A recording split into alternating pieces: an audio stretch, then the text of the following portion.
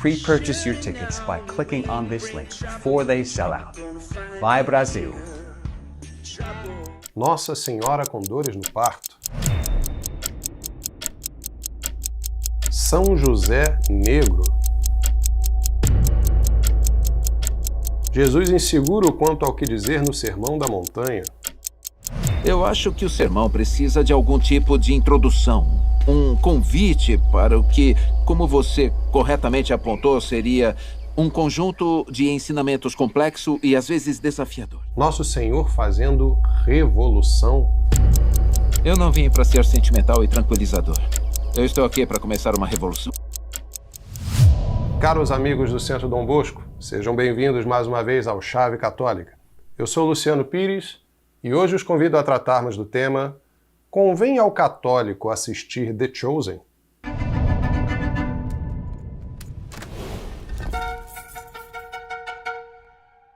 Sucesso absoluto de público e exibida em dezenas de idiomas mundo afora, a série de TV The Chosen, ou Os Escolhidos, é uma produção ecumênica que busca retratar a vida de Nosso Senhor Jesus Cristo a partir da humanidade e de suas relações pessoais.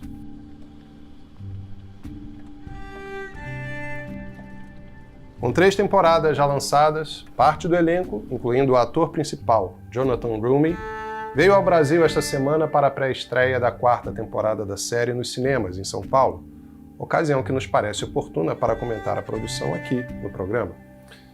Apesar de os próprios produtores afirmarem seu caráter ficcional, a referência bíblica e a grande repercussão de The Chosen já provocou incontáveis análises de protestantes e católicos em todo o mundo, algumas até com a colaboração de ambos, favoráveis ou contrárias à série, total ou parcialmente, e sob variados aspectos. Não pretendemos aqui reproduzir tais análises nem mergulharmos nos inúmeros detalhes comparativos com as Sagradas Escrituras, como tem sido comum, mas apresentar a vocês uma análise propriamente católica, sobretudo dos princípios que regem a série, dos efeitos que ela pode produzir em nossa imaginação e do quanto ela de fato aproxima ou afasta o espectador do verdadeiro Jesus Cristo e de sua única igreja.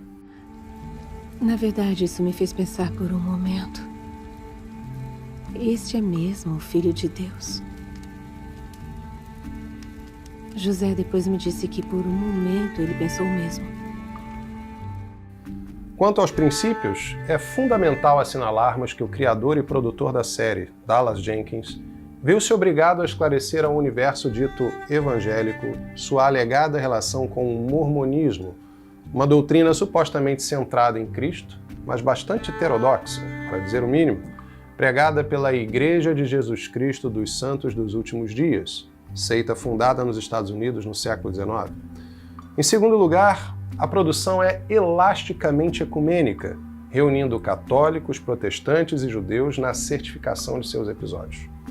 Ora, uma produção assim estruturada, a pretexto de reunir diferentes confissões em torno do verdadeiro Cristo dos Evangelhos, terá necessariamente que se reduzir a um denominador comum protestante e judaizante, o que significa, de pronto, rejeitar a tradição apostólica como parte legítima da revelação cristã para ficar apenas com a Bíblia, segundo o princípio conhecido como sola scriptura, criação da soberba igualitarista protestante que pretende deixar a cargo de cada consciência individual a temerária interpretação das Sagradas Escrituras, como se a própria Bíblia não tivesse sido, ela mesma, obra da tradição apostólica, única capaz de reconhecer e certificar a inspiração divina dos textos selecionados. E aí a Amanda acrescentou, ela que cuida da parte mais do texto, mesmo da escritura, diz que muitas vezes, enquanto eles estão estudando o roteiro, ligam para ela, para dizer, olha, escuta, me ajuda a entender esse pedaço, essa passagem, que eu não entendi direito. Então, essas conversas sobre a Bíblia já estão organicamente inseridas no dia a dia deles. A invalidade desse princípio é atestada pela própria Bíblia, como demonstra São João ao encerrar o seu Evangelho. Jesus fez ainda muitas outras coisas. Se fossem escritas uma por uma, penso que nem o mundo inteiro poderia conter os livros que se deveriam escrever. Ou seja, os apóstolos ouviram de Nosso Senhor muito além do que foi registrado nas Escrituras, e essa revelação oral sobrevive sendo transmitida, daí o termo tradição, desde os apóstolos até os bispos de hoje, sucessores dos apóstolos, e encontra-se registrada em inúmeros escritos, como nas obras dos padres e doutores da Igreja ao longo da história. Rejeitar a tradição da Igreja é, portanto, rejeitar parte considerável da verdade revelada por Deus para a nossa salvação. A esse respeito, vejamos também o que diz São Paulo aos Tessalonicenses. Assim, pois, irmãos, ficai firmes e conservai os ensinamentos que de nós aprendestes, seja por palavras, seja por carta nossa.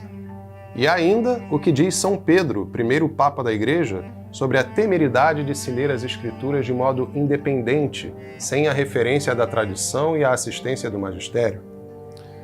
É o que ele, São Paulo, faz em todas as suas cartas, nas quais fala nesses assuntos. Nelas há algumas passagens difíceis de entender, cujo sentido os espíritos ignorantes ou pouco fortalecidos deturpam para a sua própria ruína, como o fazem também com as demais Escrituras.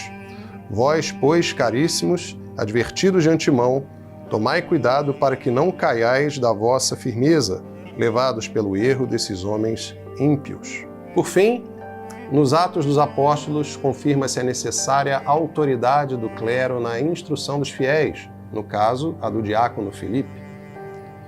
Filipe aproximou-se e ouviu que o eunuco lia o profeta Isaías e perguntou-lhe: porventura entendes o que estás lendo? Respondeu-lhe: como é que posso, se não há alguém que me explique? E rogou a Filipe que subisse e se sentasse junto dele.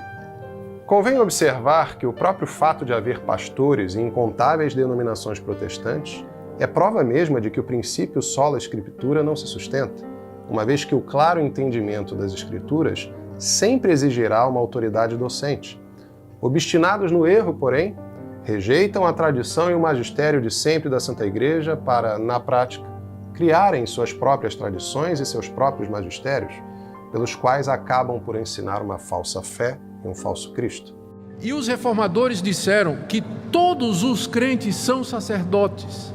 Daí veio a doutrina do sacerdócio universal de todos os crentes. A Confissão de Fé da Igreja Presbiteriana do Brasil afirma isso, que o Papa é o anticristo, porque ele se declara o cabeça da Igreja e o líder supremo da cristandade. Ademais, podemos ainda perguntar de quantos livros se compõe a Bíblia.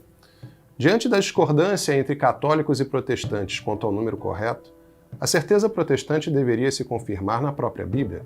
Mas fato é que não há nela qualquer texto inspirado que afirme precisamente quais e quantos são os livros que a devem compor, de modo que a solução dessa questão passa necessariamente pela autoridade externa de uma tradição, o que contradiz o princípio de que só da Bíblia nos vem a integralidade da fé. Logo, somente na Igreja Católica encontra-se a coerência de princípios que nos ensina que a única Igreja fundada por Cristo apoia-se nas Sagradas Escrituras, na tradição apostólica e no Sagrado Magistério.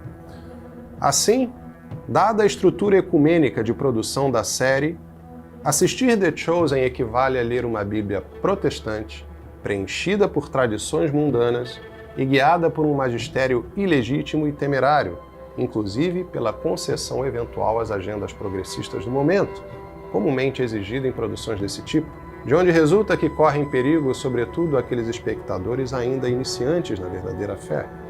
E para demonstrar que só pelo que dissemos até aqui o católico já encontra razões suficientes para evitar a série, vejamos o que diz o magistério de sempre da Santa Igreja a respeito da leitura de edições da Bíblia não autorizadas por ela. Por exemplo, lemos no Catecismo Maior do Papa São Pio X o seguinte: por que só se podem ler as traduções da Bíblia que são aprovadas pela Igreja? Só se podem ler as traduções da Bíblia que são aprovadas pela Igreja porque só ela é legítima depositária e guardiã da Bíblia. O que um cristão deve fazer se lhe fosse oferecida a Bíblia de um protestante ou por algum emissário dos protestantes? Um cristão a quem fosse oferecida a Bíblia por um protestante ou por algum emissário dos protestantes deveria rejeitá-la com horror, por ser proibida pela Igreja. E se a tivesse aceitado sem reparar, deveria logo lançá-la ao fogo ou entregá-la ao seu pároco. Por que proíbe a Igreja as Bíblias protestantes? A Igreja proíbe as Bíblias protestantes porque ou estão alteradas e contêm erros, ou então, faltando-lhes a sua aprovação e as notas explicativas das passagens obscuras, podem ser prejudiciais à fé. Por essa razão, a Igreja proíbe também as traduções da Sagrada Escritura já aprovadas por ela, mas reimpressas sem as explicações que a mesma Igreja aprovou. E ainda o pronunciamento solene do Papa Gregório XVI na encíclica Interpretipuas, de 1844, sobre as insídias das sociedades bíblicas. Então, caberá a vós retirar das mãos dos fiéis as Bíblias em língua corrente publicadas contra as citadas normas dos Romanos Pontífices e qualquer outro livro proscrito ou danoso, providenciando para que os fiéis mesmos, das vossas advertências e da vossa autoridade pastoral, aprendam qual pastagem devam ter por saudável e qual devem ter por nociva e mortífera. Vigiai, sobretudo, com muita atenção, sobre os que estão destinados a ministrar instrução da Sagrada Escritura ao público, para que não ousem nunca, sob qualquer pretexto, interpretar e explicar as divinas Escrituras contra a tradição dos padres ou em sentido diferente do que tem a Igreja Católica. Vejamos agora o ensinamento solene do Papa Pio XI em sua encíclica Mortalium Animus, de 1928, sobre a promoção da verdadeira unidade de religião. Ocorre-nos dever esclarecer e afastar aqui certa opinião falsa, da qual parece depender toda esta questão e proceder essa múltipla ação e conspiração dos acatólicos que, como dissemos, trabalham pela união das igrejas cristãs. E se é possível encontrar muitos acatólicos pregando a boca cheia a união fraterna em Jesus Cristo, entretanto não encontrareis a nenhum deles em cujos pensamentos esteja a submissão e a obediência ao vigário de Jesus Cristo, enquanto docente ou enquanto governante. Assim sendo, é manifestamente claro que a Santa Sé não pode, de modo algum, participar de suas assembleias e que, aos católicos, de nenhum modo é lícito aprovar ou contribuir para estas iniciativas. Se o fizerem, considerarão autoridade a uma falsa religião cristã, sobremaneira alheia à única Igreja de Cristo. Logo, segundo o ensinamento de sempre da Santa Igreja, o católico deve se eximir de prestigiar ou colaborar com iniciativas conjuntas que transmitam a mensagem errônea de que pode haver um Cristo cabeça sem seu corpo místico, que é a Igreja de Roma, fora da qual não há salvação, à qual nos unimos pelo sacramento do batismo, na qual permanecemos vivos na graça pelo sacramento da confissão e da qual nos alimentamos espiritualmente pela Sagrada Eucaristia, sacramento ao qual já dedicamos todo um episódio do Chave Católica, cujo link e todas as demais referências deste vídeo você pode acessar aqui embaixo na descrição. Diante da assertividade do que dizemos, certamente haverá quem nos remeta ao decreto Unitatis Redintegratio sobre o ecumenismo, de 1964, emitido pelo Papa Paulo VI por ocasião do Concílio Vaticano II, em que essencialmente se afirma, sem notas de infalibilidade, o exato oposto do que estabeleceu solenemente o magistério pré-conciliar, que acabamos de citar, de modo que não nos parece possível haver qualquer solução de continuidade. Este Sagrado Concílio, portanto, exorta todos os fiéis a que, reconhecendo os sinais dos tempos, solicitamente participem do trabalho ecumênico. Fato é que não existe um Cristo originário, supostamente livre de qualquer religião, menos ainda separado da Igreja Católica. O exercício continuado desse raciocínio teológico no meio protestante levou à conveniente invenção acadêmica do Jesus histórico, figura imaginária supostamente encoberta por camadas de religião e disputas doutrinais, que satisfaz a crença de intelectuais agnósticos e ateus. E se a série de TV The Chosen consegue a proeza de cativar tamanha variedade de público com o seu Cristo, é porque a ênfase inverossímil em sua humanidade, apartada da assistência segura da tradição e do magistério católico de sempre, excita aquele sentimentalismo que não chega a nos colocar às portas das consolações verdadeiramente espirituais. Porque de modo algum traz em tela a majestade divina do Filho de Deus, do Verbo encarnado, da sabedoria e do amor infinitos de Deus feito homem, que nos constrange a detestar definitivamente o pecado e mudar de vida para, só então, começarmos a amar verdadeiramente a Deus, ao próximo e a nós mesmos. Daí resulta o retrato de um Jesus por vezes humanamente inseguro e mesmo fisicamente incompatível com o arquétipo de homem que é nosso Senhor, muito melhor representado por Jim Caviezel no filme A Paixão de Cristo, de Mel Gibson, ou que prega a ideia eminentemente anticristã de revolução. Eu não vim para ser sentimental e tranquilizador.